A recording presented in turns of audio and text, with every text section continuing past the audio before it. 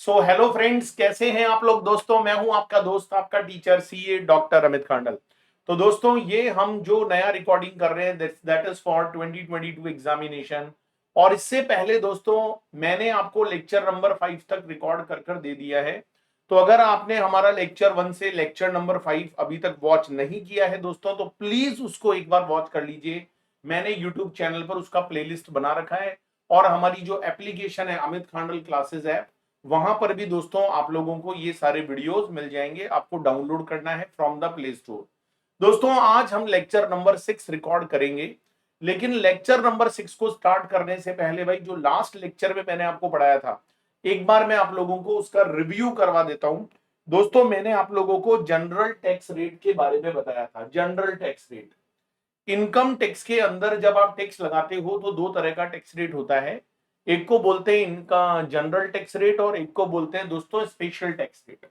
ये जो जनरल वाला टैक्स रेट होता है और ये जो स्पेशल वाला टैक्स रेट होता है माय डियर फ्रेंड्स, इसका प्रीवियस ईयर होता है 21-22 और असेसमेंट ईयर होता है दोस्तों 22-23, राइट।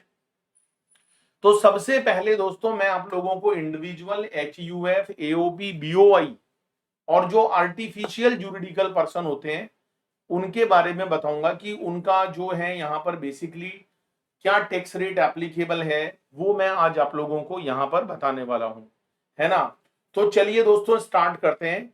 तो मैंने लास्ट क्लास में आपको एक स्लैब रेट बताया था कि भाई 250 तक टैक्स जीरो रहेगा। 250 से अगर 5 लाख की हम बात करें तो 5% रेट रहेगा। 5 लाख से लेकर 10 लाख तक 20%। और अगर आप 10 लाख से ऊपर जाते हो दोस्तों, तो आपको वहां 30%, जो 30% टैक्स रेट है वो लगेगा। दोस्तों, इसके मैंने प्रैक्टिकल एग्जाम्पल और क्वेश्चंस भी आप लोगों को करवाए थे। और मैंने आप लोगों को एक बात और बोली थी कि भाई आजकल एक नया स्लैब सिस्टम आया है that is given under section 115 BAC, जो मैं आपको लेटर ऑन इसी चैप्टर में डिस्कस करूंगा। अच्छा दोस्तों, अगर हम रेजिडेंट इंडिविजुअल हैं और हम सीनियर सिटीजन हैं, हमारा एज प्रीवियस ईयर में किसी भी टाइम या असेसमेंट ईयर के पहले दिन अगर 60 ईयर्स या उससे ज्यादा हो जाता है, तो भाई हमारे को जो बेसिक एग्जम्पशन लिमिट है, जो नॉर्मली 2,50,000 होता है, दैट वुड बी 3 लाख। और दोस्तों, अगर हमारा एज 80 ईयर्स या उससे ज्यादा हो जाता है, 80 साल के बराबर या उससे ज्यादा हो जाता है, और हम रेजिडेंट इंडिविजुअल है, तो हमें कहा जाता है कि हम हैं रेजिडेंट सुपर सीनियर सिटीजन। और जो रेजिडेंट सुपर सीनियर सिटीजन होते हैं भाई, उनको 5 लाख रुपया तक एग्जम्पशन मिलती है। बेसिक एग्जम्पशन 5 लाख होती है। अच्छा दोस्तों, फिर मैंने आपको एक रिबेट के बारे में बताया था, रिबेट।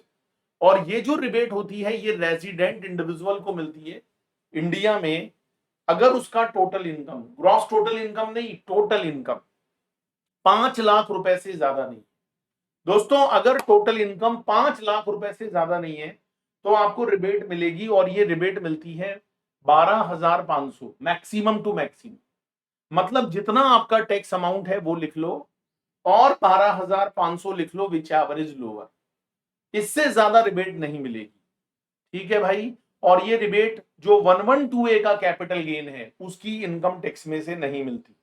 कल मैंने मिस्टर धनीराम का लास्ट लेक्चर में आपको क्वेश्चन भी करवाया था, और मैंने आपको दिखाया था दोस्तों कि कैसे रिबेट मिलती है।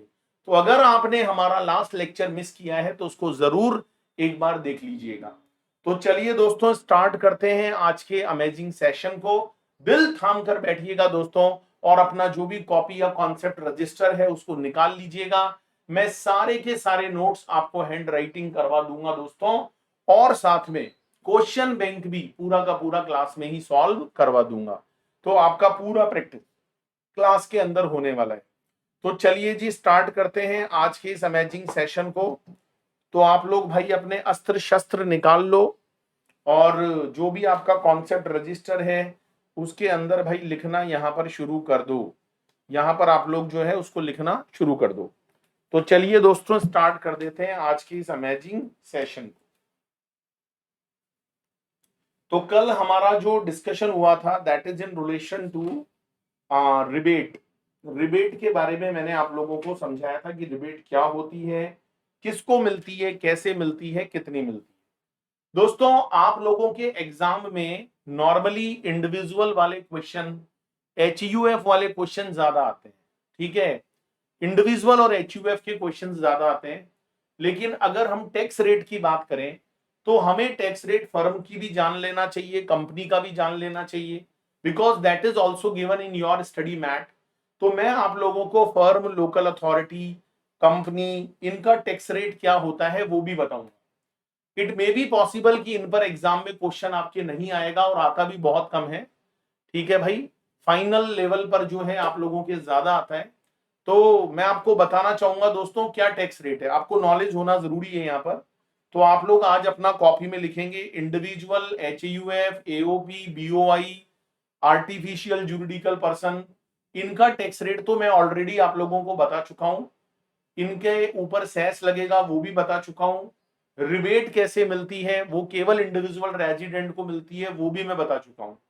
दोस्तों आज हम क्या नया डिस्कस करने वाले हैं, तो आज के सेशन में दोस्तों मैं आप लोगों को यहां पर बताऊंगा। तो आज हम क्या डिस्कस करेंगे दोस्तों, ध्यान से देखिएगा।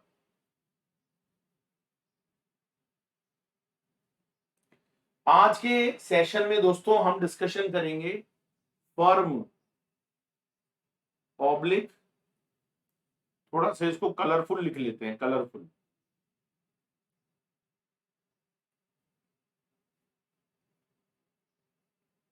Firm oblique local authority.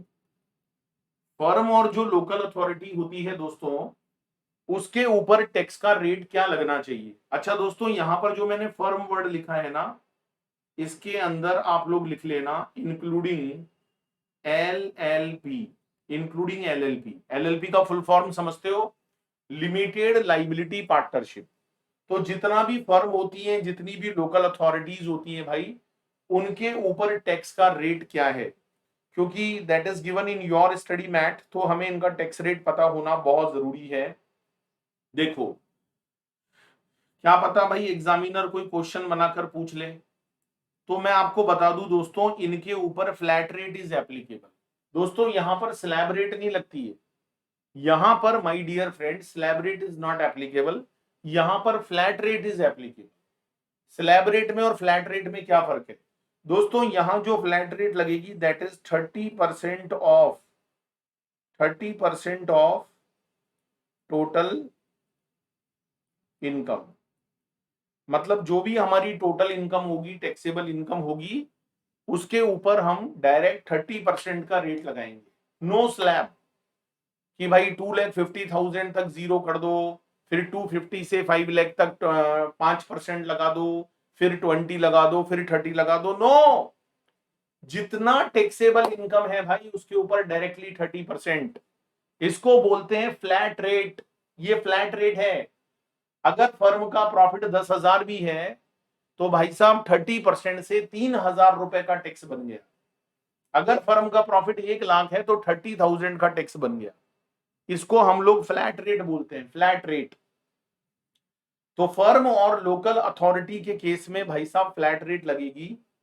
अच्छा फर्म में एलएलपी भी इंक्लूड है। एलएलपी का नाम सुना होगा आप लोगों ने, लिमिटेड लाइबिलिटी पार्टनरशिप।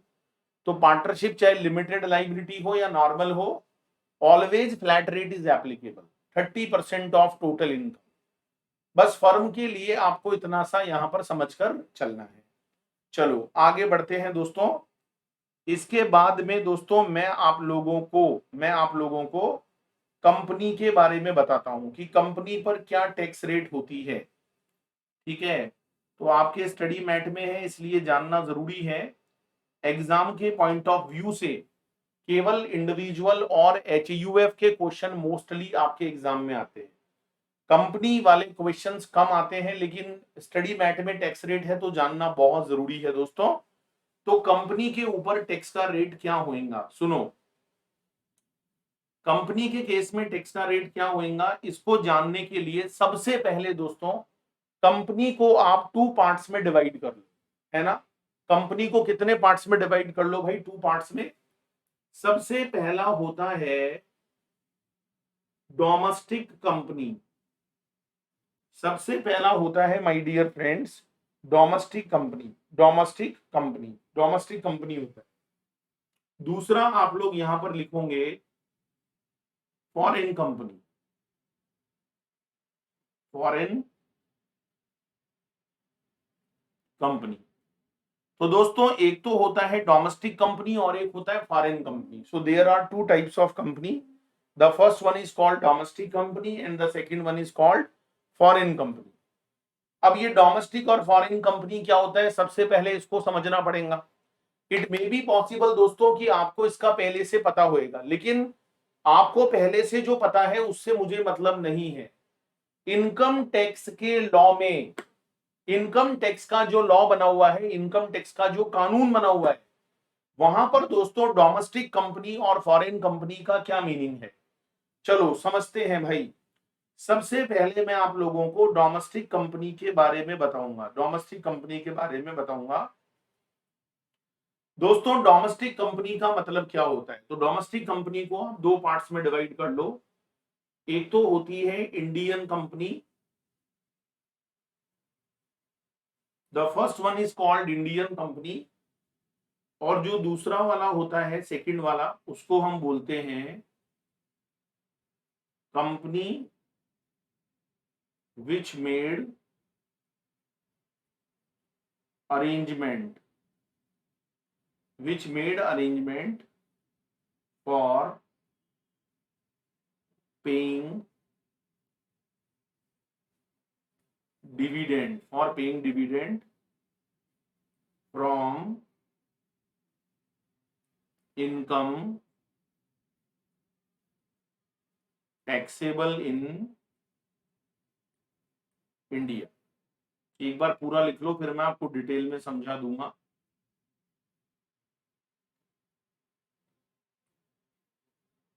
यहां पर एमसीक्यू बेस्ड क्वेश्चन भी बन सकता है आप लोगों के एग्जाम में, MCQ based question.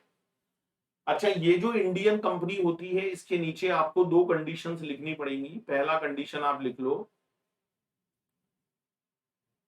Registered office, registered office in India, registered office in India. और दूसरा वाला आप कंडीशन यहां पर लिख लो registered under Indian companies act, registered office in India और registered under Indian companies act. तो दोस्तों मेरी बात को ध्यान से सुनोगे। अच्छा, एक बार फॉरेन कंपनी का भी मीनिंग लिख लो। फॉरेन कंपनी किसको बोलते हैं, other than domestic company, other than domestic company. तो दोस्तों मेरी बात को बहुत ध्यान से सुनिएगा, that is very very important thing. देखो कंपनी जो होता है ना, कंपनी, उसको इनकम टैक्स में दो पार्ट्स में डिवाइड किया हुआ है for the purpose of taxation. The first one is called domestic company and the second one is called foreign company. So first we have to understand the term of domestic company. So my dear friends, if the company is Indian, दोस्तों अगर company Indian है, अगर company कैसी है भाई, Indian है, अगर company कैसी है, इंडियन है माय डियर फ्रेंड्स, तो मैं आप लोगों को बता देना चाहता हूं कि अगर कंपनी इंडियन है, और कंपनी को इंडियन कब मानेंगे, जब उसका रजिस्टर्ड ऑफिस कहां पर हो, इंडिया में। पहली बात, उसका रजिस्टर्ड ऑफिस कहां पर हो, इंडिया में हो, and registered under Indian companies act. दोस्तों वो जो कंपनी है ना, वो कंपनी इंडिया के कंपनीज एक्ट में रजिस्टर्ड होनी चाहिए। तो अगर हम इन दो बातों को पूरा कर रहे हैं, पहली बात उसका रजिस्टर्ड ऑफिस इंडिया में होना चाहिए, दूसरी बात वो रजिस्टर्ड होनी चाहिए अंडर इंडियन कंपनीज एक्ट। अगर ये दोनों, इंडिया का कंपनीज एक्ट पता है आपको अभी 2013 चल रहा है, इससे पहले कंपनीज एक्ट 1956 हुआ करता था, जिसको रिप्लेस किया कंपनीज एक्ट 2013 ने। तो अगर इन दो कंडीशंस को आप सेटिस्फाई कर देते हो, पहली बात कि वो कंपनी इंडिया के कंपनीज एक्ट में इनकॉर्पोरेट हुई हो, दूसरी बात, उसका जो रजिस्टर्ड ऑफिस है वो भाई साहब इंडिया के अंदर होना चाहिए। तो अगर ये दोनों कंडीशन हमारा सेटिस्फाई हो जाएगा तो हम उसको इंडियन कंपनी बोलेंगे। दोस्तों हम उसको क्या बोलेंगे? इंडियन कंपनी बोलेंगे। और देखो बीच में क्या लिखा हुआ है, कंपनी या, मतलब या तो इंडियन कंपनी वाली बात हो जावे या और लगा हुआ है बीच में, company which made arrangement for paying dividend. Company बताओ क्या पे करती है? डिविडेंड पे करती है from income taxable in India. या कोई भी ऐसी कंपनी भाई जो इंडिया में टैक्सेबल जो उसकी इनकम है, इंडिया में जो उसकी टैक्सेबल इनकम है वहां से डिविडेंड पे कर रही हो। दोस्तों वहां से क्या पे कर रही हो? डिविडेंड पे कर रही हो। तो इट मे बी पॉसिबल कि कोई कंपनी इंडिया के बाहर इनकॉर्पोरेट हुई, इंडिया के बाहर के कंपनीज एक्ट में बनाई गई, हो सकता है उसका रजिस्टर्ड ऑफिस भी इंडिया के बाहर हो, लेकिन वो बिजनेस इंडिया में करती है। वो बिजनेस कहां पर करती है? इंडिया में करती है। वो इंडिया से इनकम कमाती है और उस इनकम से वो डिविडेंड को डिस्ट्रीब्यूट करती है। इंडिया से जब वो इनकम कमाएगी जो इंडिया में टैक्सेबल है, उस इनकम से वो डिविडेंड को डिस्ट्रीब्यूट करती है। दोस्तों जल्दी से बताओ, आप उस कंपनी को इंडियन डोमेस्टिक कंपनी बोलोगे या फॉरेन कंपनी बोलोगे? जल्दी से बताओ, आप उसको डोमेस्टिक कंपनी बोलोगे या फॉरेन कंपनी बोलोगे? The answer is domestic company. अरे दोस्तों सरकार ने बोला कि कोई भी कंपनी जो इंडिया में टैक्सेबल इनकम कमाती है और उससे डिविडेंड को डिस्ट्रीब्यूट करती है, तो भले ही वो फॉरेन में रजिस्टर्ड हो, भले ही वो फॉरेन के अंदर कंपनीज एक्ट में बनी हो, लेकिन it should be treated as domestic company. ठीक है, तो यहां आप गलती मत कर दें। तो आपने कंपनीज एक्ट का डेफिनेशन पहले क्या पढ़ा है? That is not relevant. Income tax law में क्या दिया हुआ है दैट इज रेलिवेंट, क्योंकि अभी आप क्या पढ़ रहे हो? अभी आप इनकम टैक्स का लॉ पढ़ रहे हो। अच्छा फॉरेन कंपनी किसको बोलेंगे? जल्दी से बताओ, फॉरेन कंपनी किसको बोलेंगे? उसको बोलेंगे भाई जो डोमेस्टिक कंपनी नहीं है। जो डोमेस्टिक कंपनी नहीं है उसको हम क्या बोलेंगे? फॉरेन कंपनी बोलेंगे। तो फॉरेन कंपनी तभी जान पाओगे, ऐसा नहीं कहीं मैं डोमेस्टिक पूछूं तो तुम बोलो कि फॉरेन कंपनी नहीं होगी वो डोमेस्टिक होंगी, और जब मैं फॉरेन पूछूं तो तुम बोलो डोमेस्टिक जो नहीं होंगी वो फॉरेन होंगी। ऐसे नहीं भाई, पहले डोमेस्टिक को डिफाइन किया गया है कि डोमेस्टिक कंपनी दो होती है, या तो इंडियन कंपनी। इंडियन कंपनी किसको बोलते हैं? जिसका रजिस्ट्रेशन इंडिया के कंपनीज एक्ट में हुआ हो और जिसका रजिस्टर्ड ऑफिस भी इंडिया में हो। ठीक है, या कोई भी company, it may be possible कि वो इंडिया के बाहर की हो, लेकिन उसने डिविडेंड जो पे किया है वो यहां की इंडिया की टैक्सेबल इनकम से पे किया है, तो उसको भी डोमेस्टिक कंपनी बोलना है। उसको भी क्या बोलना है? बोलो, डोमेस्टिक कंपनी। राइट, समझ में आ रहा है भाई? देखो आप दुनिया जहां में कितना नॉलेज लिए हो that is not important in income tax.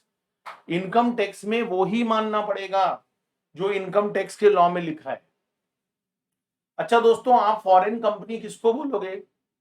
आप फॉरेन कंपनी किसको बोलोगे?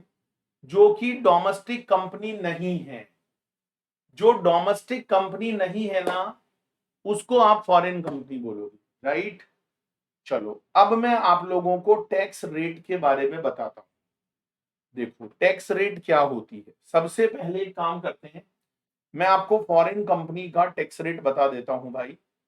फॉरेन कंपनी का जो टैक्स रेट है वो बहुत ही खतरनाक है, and that is 40% of total income.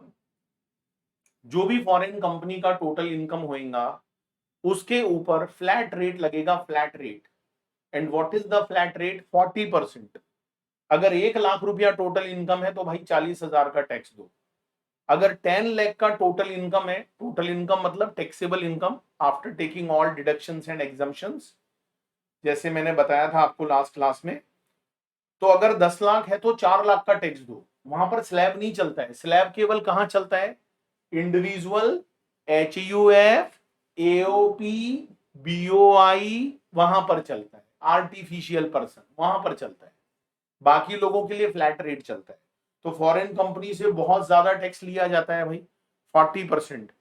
तो ये याद रखना किसको डोमेस्टिक बोलेंगे, किसको फॉरेन कंपनी बोलेंगे, क्योंकि इसके ऊपर एग्जाम में एमसीक्यू बेस्ड क्वेश्चन आ सकता है। It is very very important, right. चलो अब हम बात करते हैं भाई, जो डोमेस्टिक कंपनी होती है, डोमेस्टिक, चाहे वो इस वाले क्राइटेरिया में फॉल करे या इस वाले में, जो डोमेस्टिक कंपनी होती है भाई, उसका टैक्स रेट क्या होता है, उसका जो टैक्स रेट है वो क्या होता है, सुनो।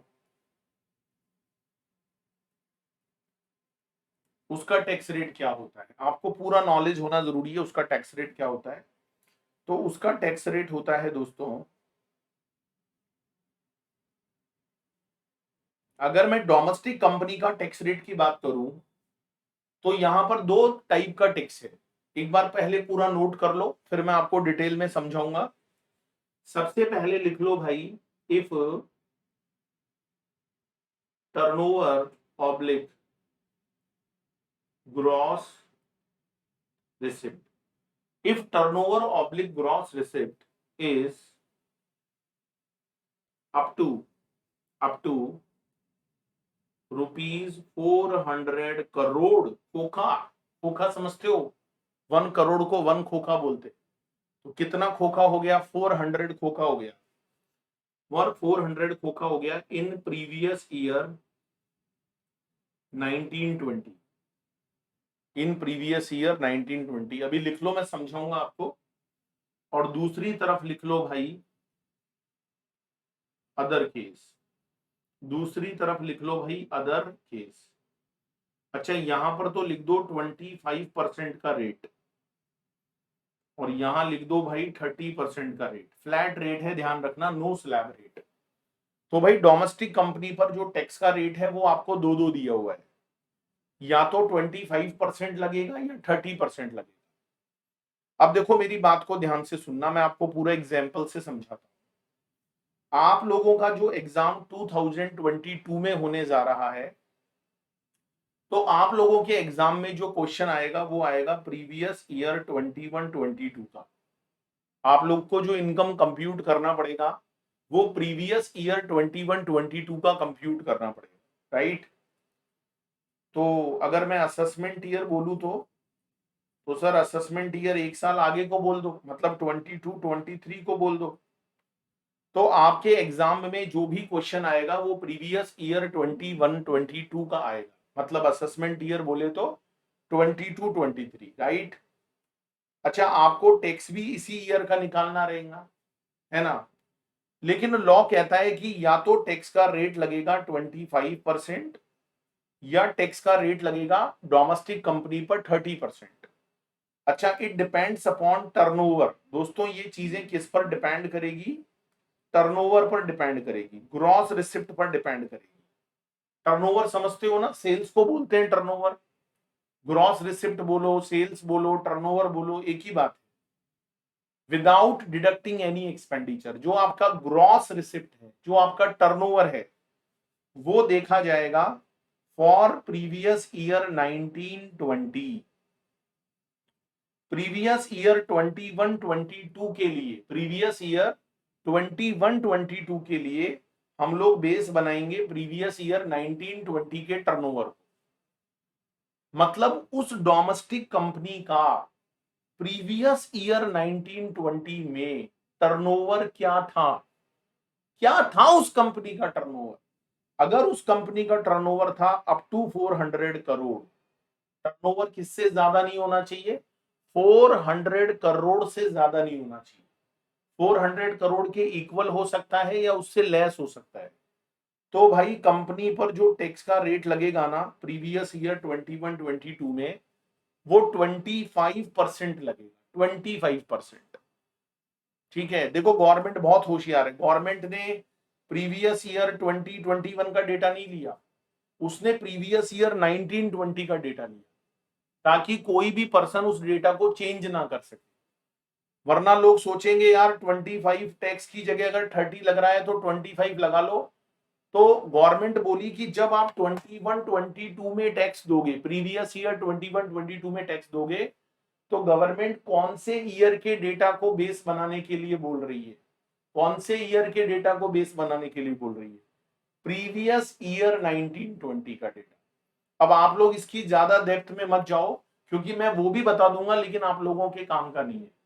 तो आपको टर्नओवर देखना पड़ेगा, ग्रॉस रिसिप्ट देखना पड़ेगा। अगर वो 400 करोड़ से ज्यादा नहीं है, अगर वो 400 करोड़ के बराबर है या कम है, तो कंपनी को प्रीवियस ईयर 21-22 में 25% की रेट से टैक्स देना पड़ेगा।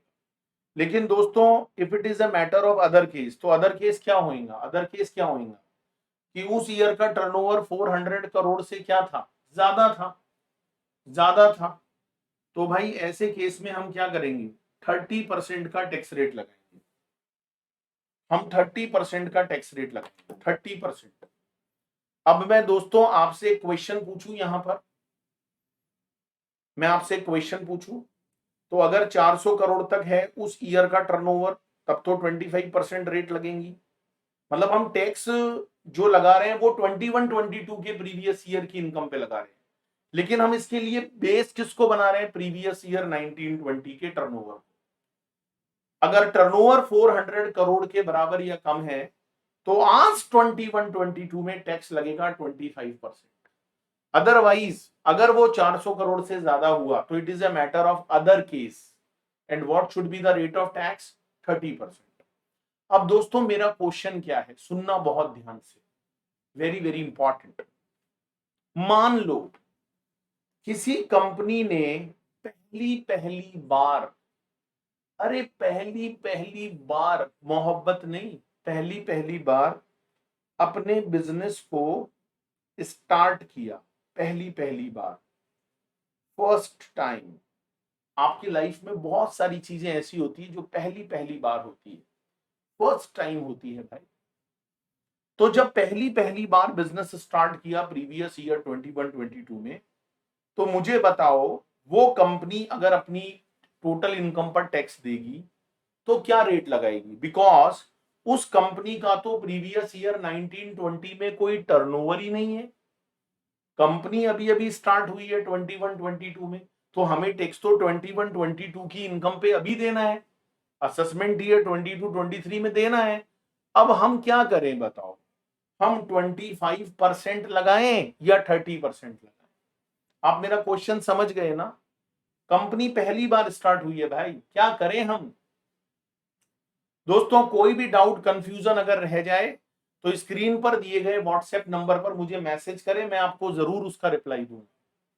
राइट? 2 घंटा 4 घंटा जैसे ही मैं फ्री होऊंगा आपका मैसेज देखूंगा, मैं रिप्लाई जरूर करूंगा। ठीक है भाई, बताओ क्या करेंगे हम? तो द आंसर इज 30%। हम 30% लगाएंगे, क्योंकि if it is a matter of other case, क्योंकि हमारे पास प्रीवियस ईयर 19-20 का टर्नओवर ही नहीं है, तो भी अदर केस के अंदर जाएगा और 30% लगेगा। तो 25 कब लगता है? जब हमारे पास प्रीवियस ईयर 1920 का टर्नओवर हो, और टर्नओवर किससे ज्यादा नहीं होना चाहिए? 400 करोड़ से ज्यादा नहीं होना चाहिए। बाकी कितने भी क्वेश्चन बना लो भाई, जितना आपका मन करे क्वेश्चन बना लो, मेरा आंसर रहेगा 30%। 30%। तो डोमेस्टिक कंपनी पर या तो 25 लगेगा या 30 लगेगा, depends upon the situation. Domestic company किसको बोलते हैं वो मैंने अच्छे से समझाया as per income tax law. अच्छा, फॉरेन कंपनी कौन होती है? जो डोमेस्टिक नहीं होती है, और वहां पर दोस्तों टैक्स का जो रेट होता है ना, that is always 40%। That is always 40%। Right? हाँ सर, बिल्कुल समझ में आ गया। तो ये आपके स्टडी मैट में थी टैक्स रेट, इसलिए मैंने आप लोगों को बता दिया है, इसलिए भाई लोगों मैंने आप लोगों को यहां पर बता दिया है। चलो अब हम एक लास्ट टैक्स रेट और समझ लेते हैं, और वो जो लास्ट हम समझेंगे वो किसका समझेंगे? देखो, वो हम लोग किसका समझेंगे? लास्ट जो टैक्स रेट है। फिर हम लोग क्वेश्चन भी करने वाले हैं, बाद में क्वेश्चन भी सॉल्व करेंगे हम लोग। चलो, तो अब मैं बात करता हूं भाई कोऑपरेटिव सोसाइटी। कोऑपरेटिव सोसाइटी, दोस्तों कोऑपरेटिव सोसाइटी पर्सन की डेफिनेशन में कहीं पर भी नहीं थी, इंडिविजुअल, एचयूएफ, कहीं भी नाम नहीं था कोऑपरेटिव सोसाइटी। कोऑपरेटिव सोसाइटी को भी एक पर्सन माना जाता है। मतलब एक तरह से ट्रस्ट हो गया। कोऑपरेटिव सोसाइटी भी एक पर्सन है इनकम टैक्स में। आपके एग्जाम में आएगा नहीं इसका क्वेश्चन, बस एक बार वैसे ही पढ़कर चले जाओ। कभी नहीं आता है नॉर्मली ये क्वेश्चन कोऑपरेटिव सोसाइटी का, लेकिन कोऑपरेटिव सोसाइटी का टैक्स रेट आपको पता होना चाहिए कि भाई अगर कोई कोऑपरेटिव सोसाइटी है तो उसकी इनकम पर टैक्स अगर लगाएंगे तो कैसे लगाएंगे। सुनो, जो कोऑपरेटिव सोसाइटी होता है ना, उसके ऊपर भी स्लैब रेट लगता है। देखो, individual, HUF, AOP, BOI, artificial juridical person, इनके ऊपर भी स्लैब रेट लगता है। मैंने कल वाले लेक्चर में समझाया था आपको।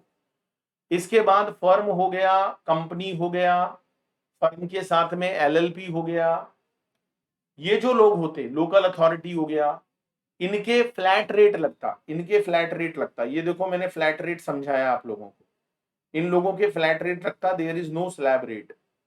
लेकिन जब हम कोऑपरेटिव सोसाइटी की बात करते हैं, जब हम लोग इनकम टैक्स में कोऑपरेटिव सोसाइटी की बात करते हैं दोस्तों, तो वहां पर भी स्लैब रेट है, वहां पर भी स्लैब रेट है।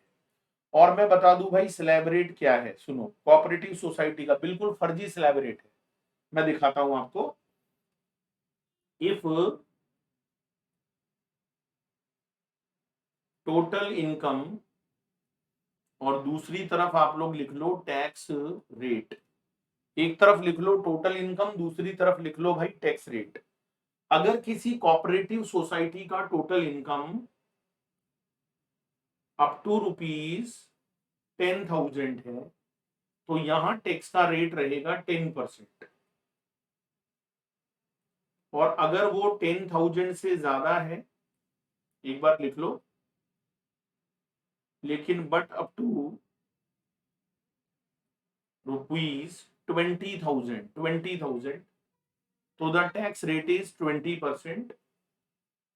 लेकिन दोस्तों अगर वो टोटल इनकम 20,000 से भी ज्यादा हो जाता है, तो द रेट इज 30%।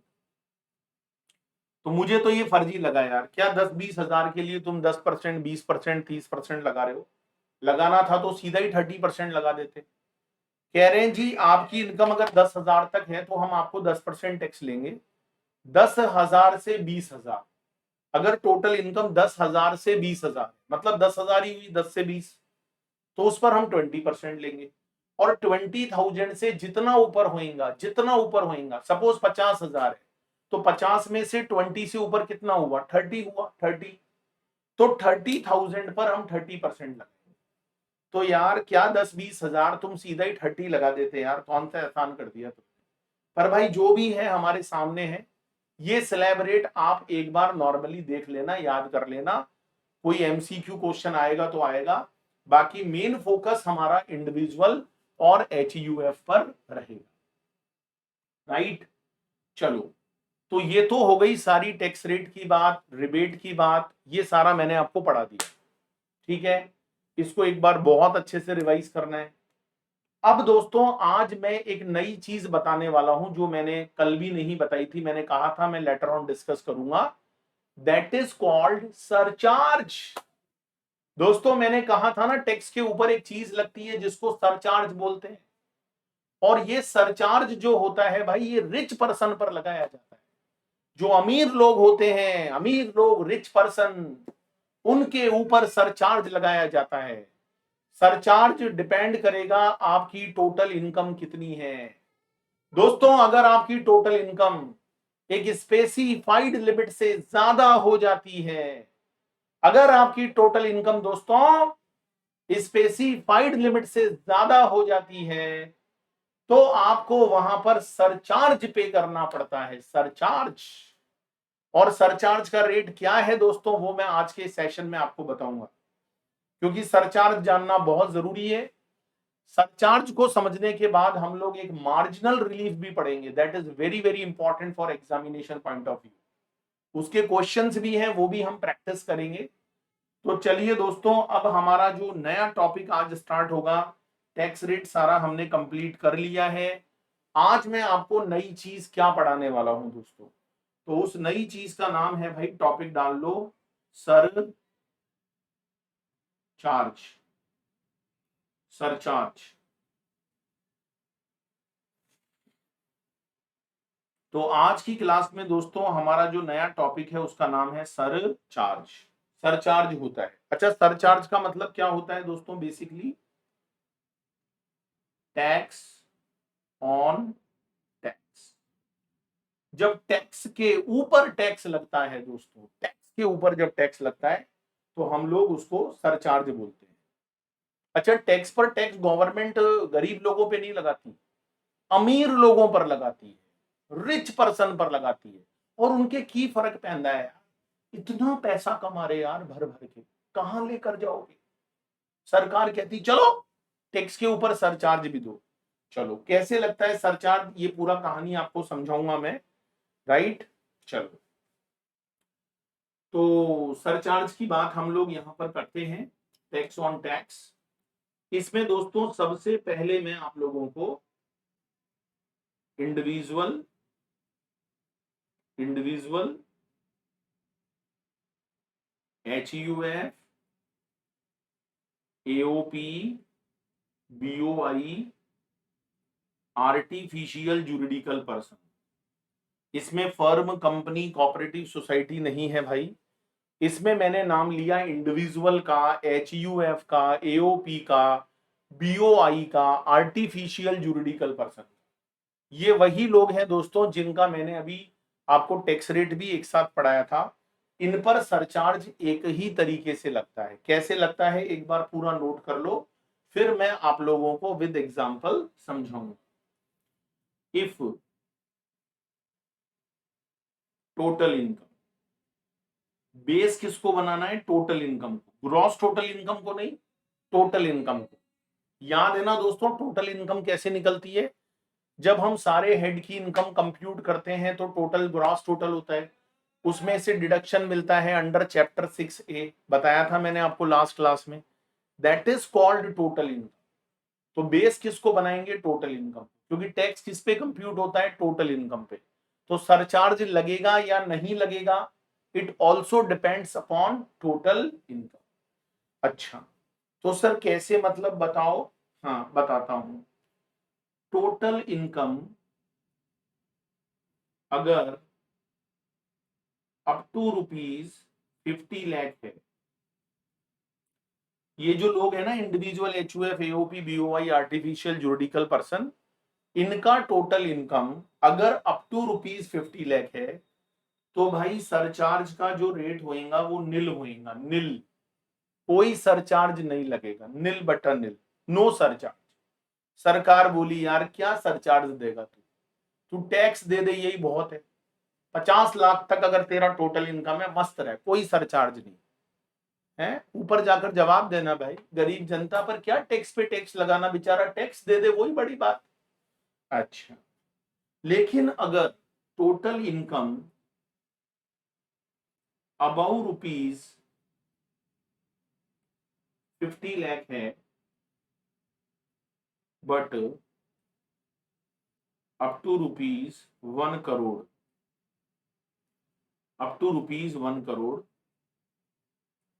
तो वहां लगेगा भाई, सरचार्ज की रेट रहेगी 10% ऑफ टैक्स। जितना टैक्स बनेगा उसके ऊपर 10% सरचार्ज लगेगा, मतलब टैक्स ऑन टैक्स, राइट? लेकिन दोस्तों अगर अबव 1 करोड़ है but up to 2 crore, 1 crore से ज्यादा है लेकिन 2 करोड़ से ज्यादा नहीं है, 2 करोड़ के बराबर या उससे कम है, तो यही सरचार्ज का रेट रहेगा 15% ऑफ टैक्स। टैक्स का कितना परसेंट ले लो? 15% ले लो, 15%।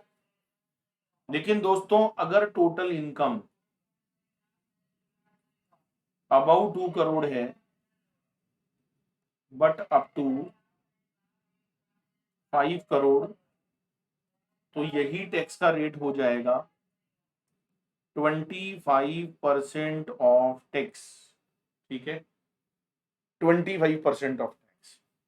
लेकिन दोस्तों अगर टोटल इनकम किसी बंदे का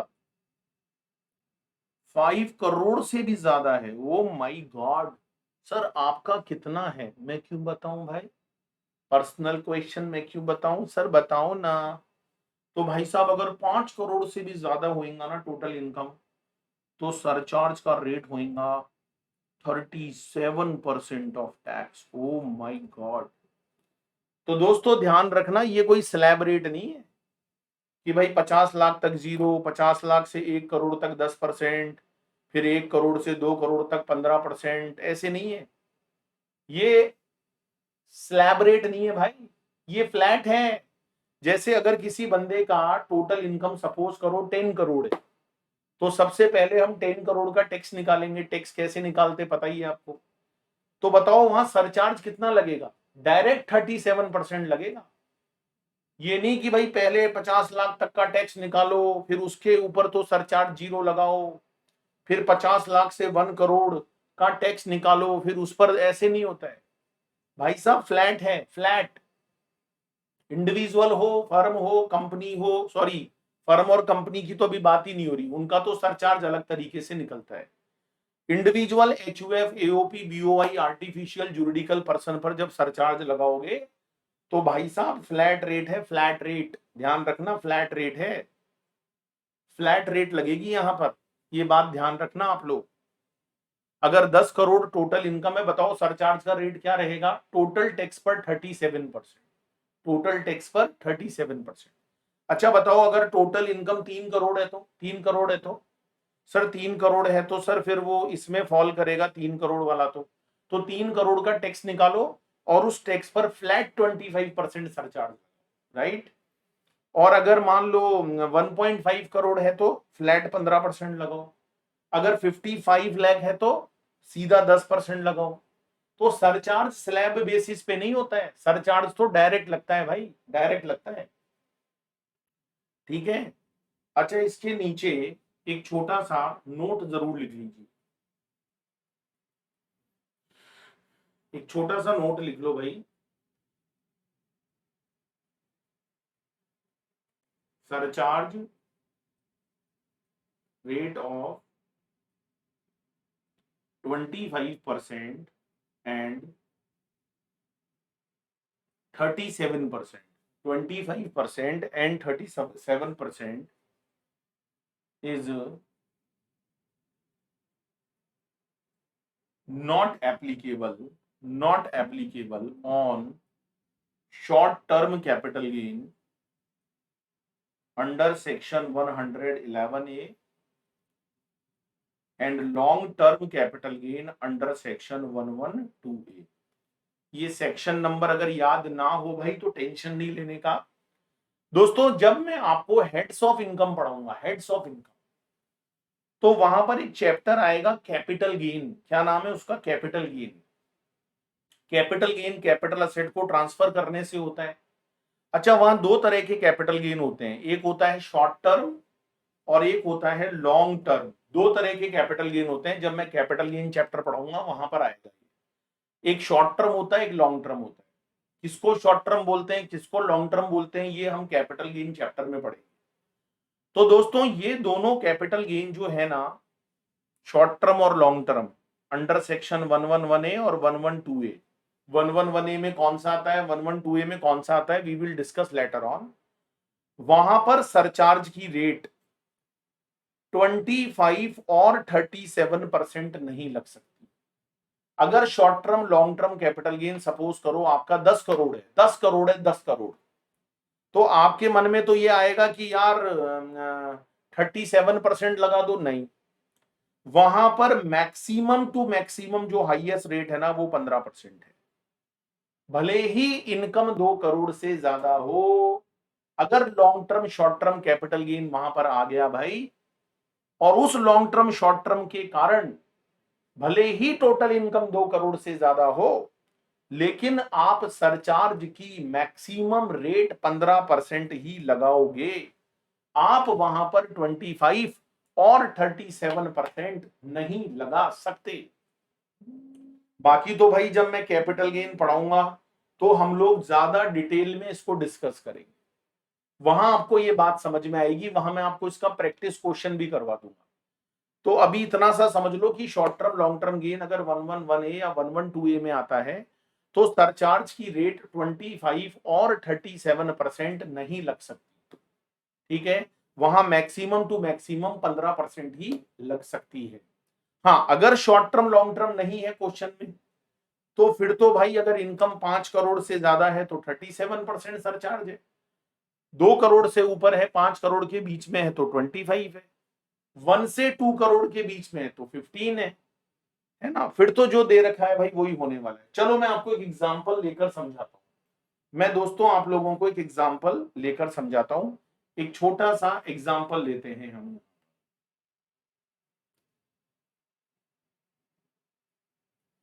एक छोटा सा एग्जांपल लेते हैं। सपोज करो एक बंदा है जिसका नाम है मिस्टर माला माल। क्या बात है, मिस्टर माला माल, ये उस बंदे का नाम है, मिस्टर माला माल। और माला माल की जो टोटल इनकम है, टोटल इनकम जिसको आप लोग कई बार टैक्सेबल इनकम भी बोलते हो, दैट इज सपोज 60 लाख। माला माल की जो टोटल इनकम है या टैक्सेबल इनकम भी जो आप बोलते हो, दैट इज 60 लाख। चलो, अब माला माल का एज नहीं बताया तो आपको अजूम कर लेना है। बताओ क्या अजूम करोगे? 60 ईयर्स से कम अजूम करेंगे। जब एज नहीं बताते हैं तो हमको 60 साल से कम मानना पड़ता है। अच्छा बताओ भाई, अगर 60 साल से कम है, अच्छा रेजिडेंट है नॉन रेजिडेंट है, की फर्क पैदा है भाई? जो 60 साल से कम होएगा उसका स्लैब रेट याद है। अच्छा, यहाँ फ्लैट रेट लगेगा या स्लैब रेट? जल्दी से बताओ, यहाँ स्लैब रेट लगेगा या फ्लैट रेट लगेगा? सर स्लैब रेट लगेगा। चलो, तो स्लैब रेट से हम सबसे पहले टैक्स निकालेंगे, क्योंकि डायरेक्ट तो सरचार्ज लगेगा नहीं ना, क्योंकि सरचार्ज किसके ऊपर लगता है? टैक्स पे। चलो टैक्स निकालते हैं। याद है आप लोगों को कैसे निकलेगा? Up to rupees 2.5 lakh. बताओ टैक्स कितना आएगा? 0, नील आएगा। मोर देन 2.5 लाख, लेकिन up to 5 lakh, up to 5 lakh इस पर लगेगा 5%। तो 2.5 लाख का 5% निकालो, ये आ जाएगा 12,500। ठीक है। फिर 5 लाख से ज्यादा, अप टू 10 लाख, तो ये हो गया 5 लाख, है ना। इस पर लगेगा 20%, तो 20% आएगा 1 लाख। इसके अलावा जितना भी 10 लाख से ऊपर है, बताओ टोटल इनकम 60 लाख है, तो 10 लाख से कितना ऊपर है? 10 लाख से कितना ऊपर है? तो ये है हमारा 50 लाख। 60 में से 10 लाख हटा लो तो 50 लाख पर हम लोग लगाएंगे 30%। तो ये आ जाएगा भाई 15 लाख, राइट। बताओ टैक्स कितना निकल कर आया? टैक्स कितना निकल कर आया? 16,12,500। 16,12,500। अच्छा बताओ रिबेट मिलेंगी क्या? रिबेट मिलेगी क्या? सेक्शन 87 एक ही कल पढ़ाई थी आपको, रिबेट मिलेगी क्या? सर कैसी बात कर रहे हो, रिबेट मिल ही नहीं सकती। रिबेट तो उसको मिलती है जिसका टोटल इनकम 5 लाख से ज्यादा नहीं होता। इसका तो 60 लाख है, तो रिबेट तो मिल ही नहीं सकती। अच्छा चलो, रिबेट तो मिल नहीं सकती, कोई बात नहीं, रिबेट तो मिल ही नहीं सकती। सही बात है भाई, रिबेट कैसे मिलेगी? मिल ही नहीं सकती रिबेट। अच्छा दोस्तों बताओ सरचार्ज लगेगा क्या? जल्दी से बताओ, सरचार्ज लगेगा या नहीं लगेगा? सरचार्ज की रेट देखो, ये देखो, 50 लाख तक 0 होता है सरचार्ज, लेकिन 50 लाख से 1 करोड़ के बीच में अगर आपका टोटल इनकम है तो सरचार्ज कितना लगता है? 10%। लगा दूं सरचार्ज? हाँ सर लगा दो। तो सरचार्ज यहां पर 10% लगेगा। किसका? टैक्स का। जो हमारा टैक्स होएगा ना, टैक्स, जो भी हमारा टैक्स होएगा उसका 10% लगेगा। 10% ऑफ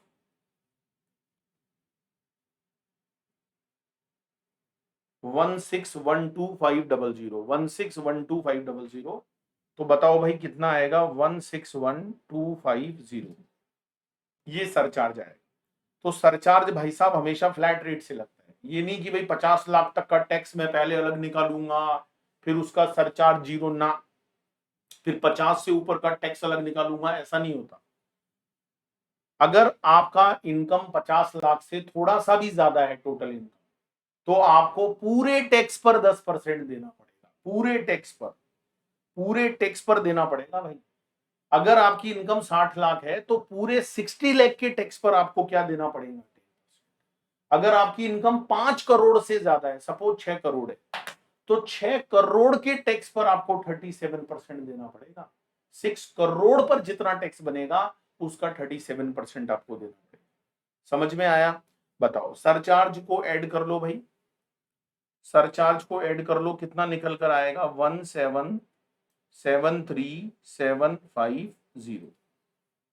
ये हमारा सरचार्ज।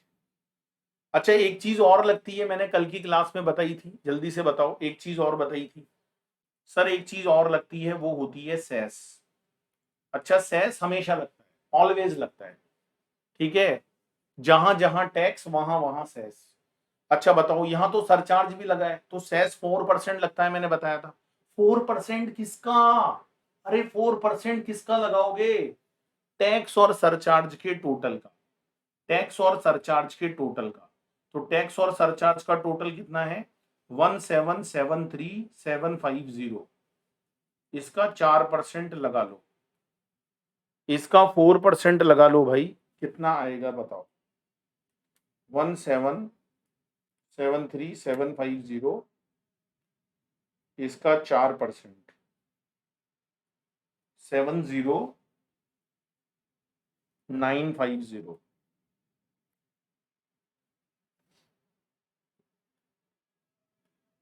70950 ये हमारा सेस हो गया। अच्छा, इसको ऐड कर लो। तो अगर हमारी टोटल टैक्स लाइबिलिटी जानना चाहते हो तो ये आएगी 18,44,700, 18,44,700। That is our total tax liability. दोस्तों, ये हमारी टोटल टैक्स लाइबिलिटी निकल कर आ जाएगी। बोलो भाई, यहां तक क्लियर है सब लोगों को? यहां तक क्लियर है? अच्छा, मैं आपको और लोगों पर सरचार्ज का रेट क्या है वो भी बता देता हूं, वो भी बता देता हूं दोस्तों, फिर हम और प्रैक्टिस करेंगे। तो चलो भाई, individual, HUF, AOP, BOI, artificial juridical person, इन पर सरचार्ज का रेट क्या होता है, ये दोस्तों मैंने आप लोगों को बता दिया, ये मैंने आप लोगों को बता दिया। इसके बाद दोस्तों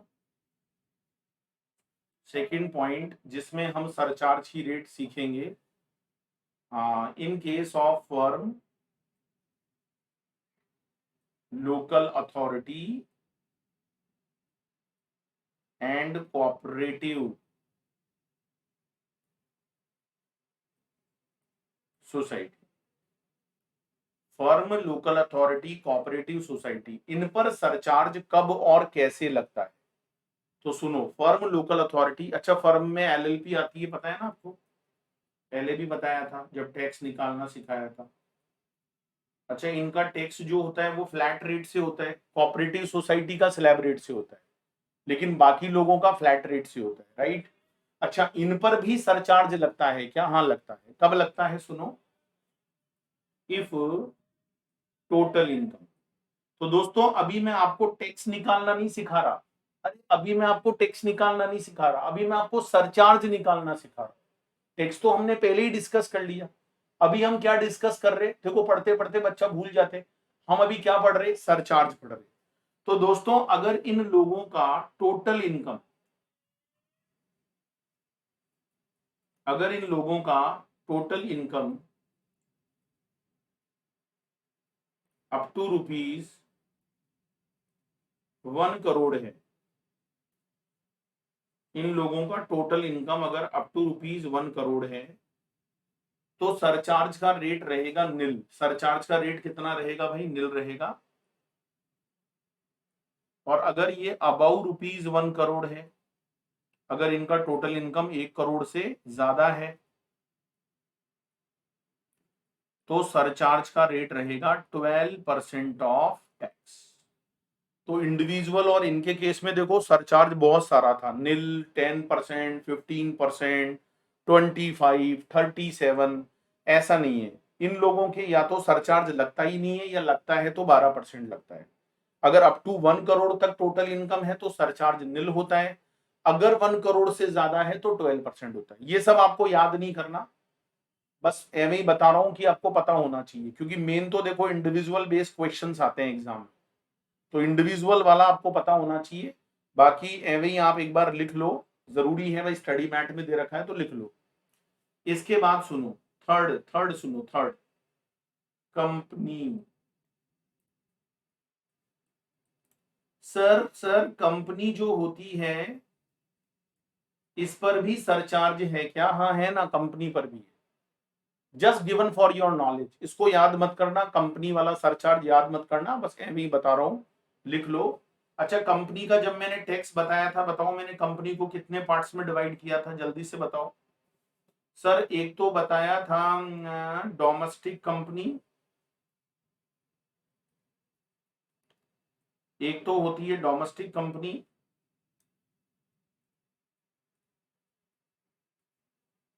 एक होती है फॉरेन कंपनी।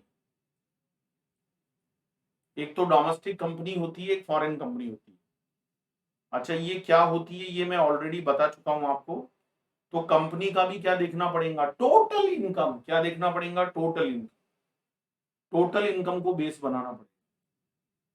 डोमेस्टिक कंपनी का अगर टोटल इनकम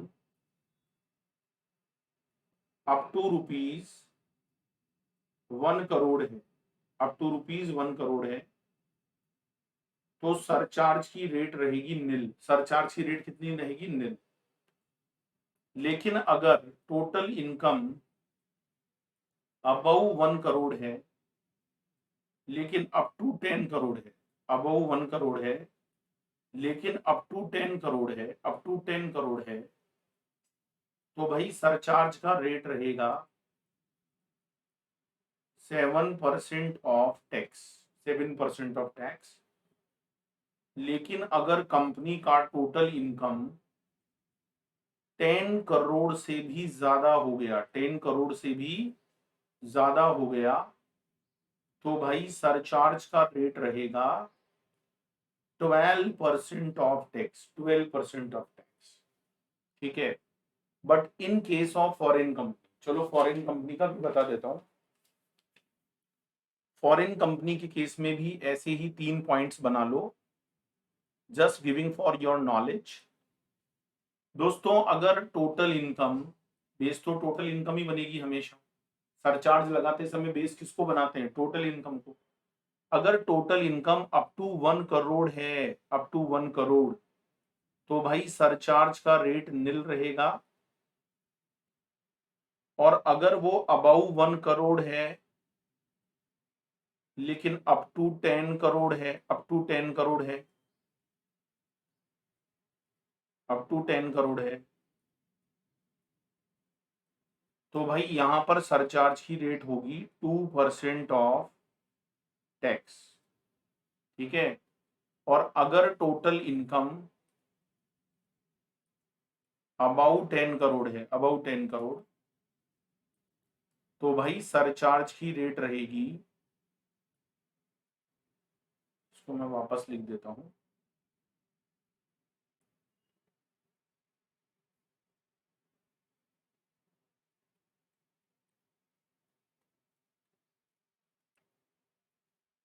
5% ऑफ टैक्स। तो देखो कंपनी पर सरचार्ज का रेट क्या होता है, अगर कंपनी डोमेस्टिक है या फॉरेन है। कंपनी डोमेस्टिक कब होती है, फॉरेन कंपनी कब होती है, मैंने बताया था जब हमने टैक्स कैलकुलेट किया था, बताया था। अच्छा टैक्स रेट याद है, फॉरेन कंपनी का डायरेक्ट 40% था, डोमेस्टिक के अंदर आइदर 25 था या 30 था, फ्लैट रेट था, डिपेंड्स अपॉन द टर्नओवर। और प्रीवियस ईयर 21-22 में जब टैक्स लगाते हैं तो टर्नओवर किसका बेस बनाते हैं, 1920 का। अगर टर्नओवर अप टू 400 करोड़ है 1920 का, तो टैक्स लगेगा डोमेस्टिक कंपनी पर 25%, अदरवाइज 30%। तो कंपनी का इतना एज सच एग्जाम में आता नहीं है यार, बस स्टडी मैट में है इसलिए मैंने पढ़ा रहा। अच्छा सरचार्ज देखो, अगर टोटल इनकम 1 करोड़ तक है कंपनी का, डोमेस्टिक कंपनी है, सरचार्ज नहीं लगेगा। 1 करोड़ से 10 करोड़ तक अगर टोटल इनकम है तो सरचार्ज लगेगा टैक्स के ऊपर डायरेक्ट 7%। और अगर 10 करोड़ से ज्यादा टोटल इनकम है, 10 करोड़ से ज्यादा, तो सरचार्ज लगेगा 12%। तो या तो सरचार्ज नहीं लगेगा, या 7 लगेगा, या 12 लगेगा। फॉरेन कंपनी में, फॉरेन कंपनी का टैक्स रेट ऑलरेडी 40% है भाई, तो सरकार ने थोड़ा सरचार्ज का रेट कम कर दिया। अप टू 1 करोड़ है तो नील, अप टू 1 करोड़ है तो नील, 1 करोड़ से 10 करोड़ है तो 2%, 10 करोड़ से ज्यादा है तो 5%। तो वहां पर डोमेस्टिक में क्या है, नील 7 12, यहां पर क्या है, नील 2 और 5। तो आपको याद करने का एज सच नीड नहीं है, बस इंडिविजुअल वाला याद कर लेना। और भाई आज का लास्ट टॉपिक लिख लो, वैसे तो आपको पता है, फिर कल मैं क्वेश्चन करवाऊंगा सरचार्ज वाले, प्रैक्टिस करेंगे हम बहुत सारे क्वेश्चन सरचार्ज के। और एक मार्जिनल रिलीफ का पॉइंट है, वो भी कल मैं डिटेल में आप लोगों को यहां पर समझाऊंगा, प्रैक्टिस करवाऊंगा क्वेश्चंस की। चलो लास्ट में लिख लो क्या चीज होती है, कंपल्सरी, कंपल्सरी हेल्थ एंड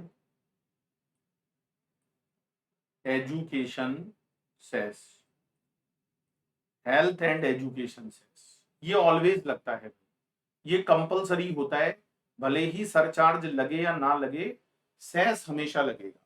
अच्छा सेस जो लगता है भाई वो किस पर लगता है पता है आपको, calculate on tax plus surcharge, tax और सरचार्ज के टोटल पर लगता है। और अगर सरचार्ज ना हो तो, अगर सरचार्ज ना हो तो फिर टैक्स पर लगेगा। तो सरचार्ज के लिए मैं लिख देता हूं इफ एनी, क्योंकि सरचार्ज तो लग भी सकता है नहीं भी लग सकता, लेकिन सेस हमेशा लगेगा। अगर सरचार्ज लग रहा है तो टैक्स और सरचार्ज के टोटल पर हम सेस लगाएंगे, और अगर सरचार्ज नहीं है तो भाई फिर तो हम टैक्स के ऊपर ही सेस लगाएंगे। Sir what is the rate, what is the rate. अच्छा ये जो सेस वगैरह होता है ना, ये हमेशा एट लास्ट करते हैं। एट लास्ट मतलब जितनी भी रिलीफ है, रिबेट्स हैं, वो सब जब आपको मिल जाएंगी, उसके बाद सबसे लास्ट में जाकर हमें सेस का कैलकुलेशन करना होता है। एट लास्ट मतलब सबसे लास्ट में, और ये होता है 4%। सेस का रेट कितना होता है, 4% इन ऑल केसेस। तो जब जब टैक्स लगेगा भाई सेस तो लगना ही लगना है, चाहे कुछ भी हो जाए, भले ही सरचार्ज लगे या ना। तो दोस्तों क्लास कैसे लगी मुझे जरूर बताइएगा। अगर वीडियो अच्छा लगा हो तो लाइक का बटन दबा दीजिएगा, मुझे मोटिवेशन मिलता है उससे। और इस वीडियो को अपने बाकी सारे फ्रेंड्स के साथ जो अभी क्लासेस ले रहे हैं उनके साथ शेयर जरूर कर दीजिएगा। It is a great help for me. और दोस्तों मैं यकीन दिलाता हूं कि अगर आप मेरे साथ पढ़ते रहेंगे, क्वेश्चन करते रहेंगे, आपके टेक्स्ट में बहुत जबरदस्त मार्क्स आएंगे और इस सब्जेक्ट को पढ़ने में बहुत मजा आएगा। ये बहुत प्रैक्टिकल है दोस्तों, जब आप ट्रेनिंग में जाओगे तो यही सब्जेक्ट आपको सबसे ज्यादा सपोर्ट करेगा, सबसे ज्यादा वहां पर काम आएगा और मजा भी आएगा दोस्तों। मैं अपने ऑफिस के एक्सपीरियंस भी आप लोगों से शेयर करूंगा। Thank you so much for watching, tata bye bye. Last में एक ही बात बोलूंगा दोस्तों, जोश दिल में जगाते चलो यार, और जीत के गीत गाते चलो। Thank you so much.